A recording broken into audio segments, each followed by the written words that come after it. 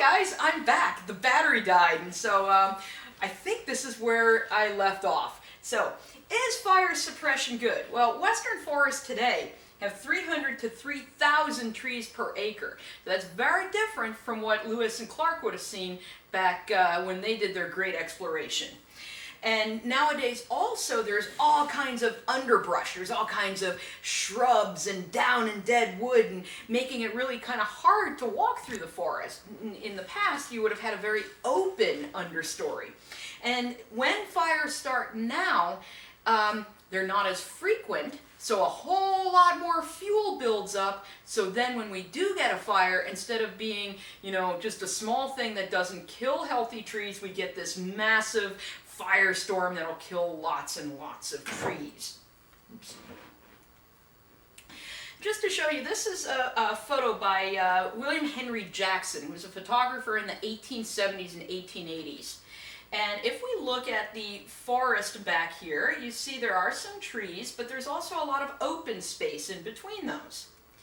And there's the same place today. Notice how much more filled in the forest is there. Or we can look at Estes Park, Colorado. Notice the hill back here? Yeah, there's lots of trees in the forest, but there's again lots of open space between them.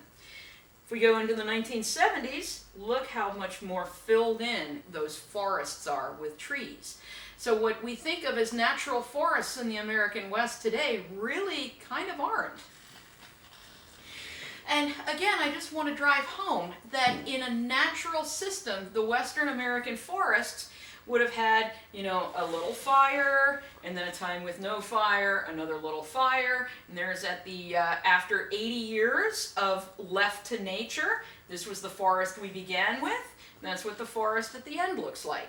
If we follow the, we must suppress every fire possible, that's what we end up with after 80 years. Much, much different from the natural forest that would be there.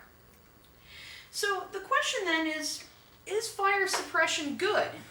Well, the thing is, there's like many of the natural hazards that we talked about in class so far, there's not one easy answer to anything, because certainly some fires should be suppressed when they're threatening large populations. But should we go to the point of every fire that ever breaks out, no matter where it is or how remote it is, must be quenched? Well, that's probably not a good idea either. So these days, in many cases, the U.S. Forest Service actually has controlled burns, where they try to, under controlled circumstances, simulate the frequent small fires that used to occur in Western American forests. Some people say that logging should be allowed, not to clear cut, but to actually thin the forest back to their more natural number of trees that they would have.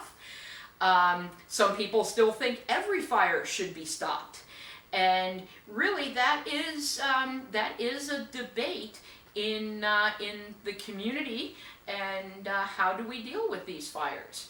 Now I will post on online in this section. I'll send you a diagram of if you guys ever do move to an area like the Rocky Mountains or California or places that have frequent wildfires.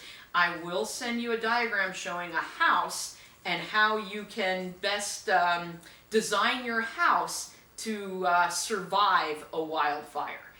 I will provide that. Now, let's take a look, though. I always finish these things with a case study. And let's take a look at the deadliest fire in American history.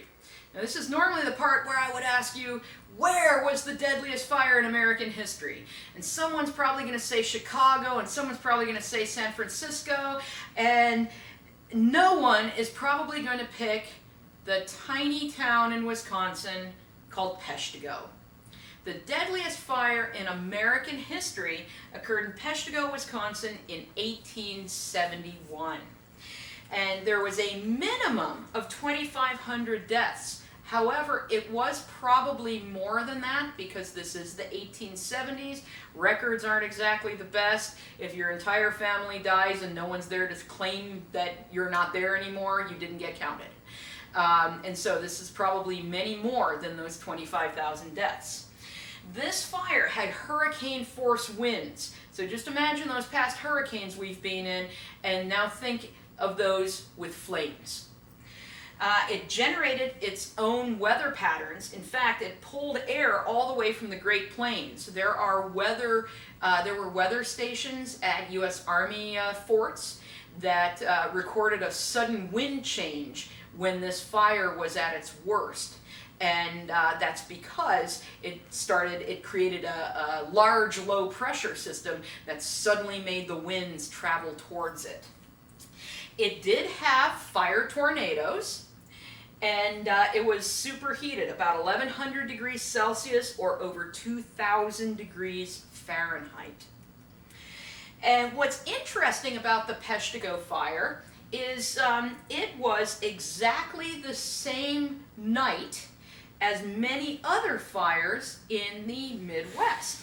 It happened at exactly the same time as the Great Chicago Fire, as the Holland Fire, the Huron Fire, and the Manistee Fire. Up here, that's the Peshtigo Fire. This is Lake Michigan, so Wisconsin, Michigan, Illinois, Indiana. So this was a night where something happened to trigger a bunch of massive fires basically at the same time. So what happened in the Peshtigo Fire? If we zoom in on it, here's Green Bay. This is part of Wisconsin near the Michigan border. In these colors, that's all the area that ended up getting burned. And so you can see numerous small towns were consumed in this fire. And as witnesses wrote, so the firestorm, it is included, like I said, a low-grade tornado, was described as witnesses as a wall of flame, a mile high, 5 miles wide, traveling 90 to 100 miles per hour, hotter than a crematorium, turning sand into glass. So where you had sandy soils, it was so hot that the fire actually melted the surface. This is at the rail yard in Peshtigo, and hopefully you can see all of those wheels lined up there. This is back in the day where boxcars of trains were not metal, they were wood. And the entire boxcars got consumed by the fire, and all that's left are those steel wheels. Now, what were the causes of this terrible fire that hit? Well, as I said at the beginning of the lecture, the logging industry at this time was very different from the logging industry today. And when they would cut down the trees, they would end up stripping off all of the smaller branches and just leaving them sitting all over the surface. And so a lot of fuel was simply sitting around all over this part of Wisconsin. In addition to that, it was a very dry summer. So not only do we have all this fuel sitting there, we have this fuel drying out and just being ready to burn. And then there's also this strong frontal system going through there. Remember, strong fronts tend to have strong winds associated with them, and this would really push the fire around. But none of this still answers why did we have fires here in Wisconsin, Illinois, and Michigan, and various other areas right around Lake Michigan. And there's an interesting hypothesis about this, and I'm using that word carefully. It is just a hypothesis right now.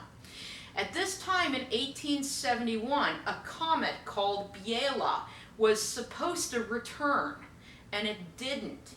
And the thought is it might have broken up in the atmosphere above, or at least a piece of it might have broken up in Earth's atmosphere above Lake Michigan.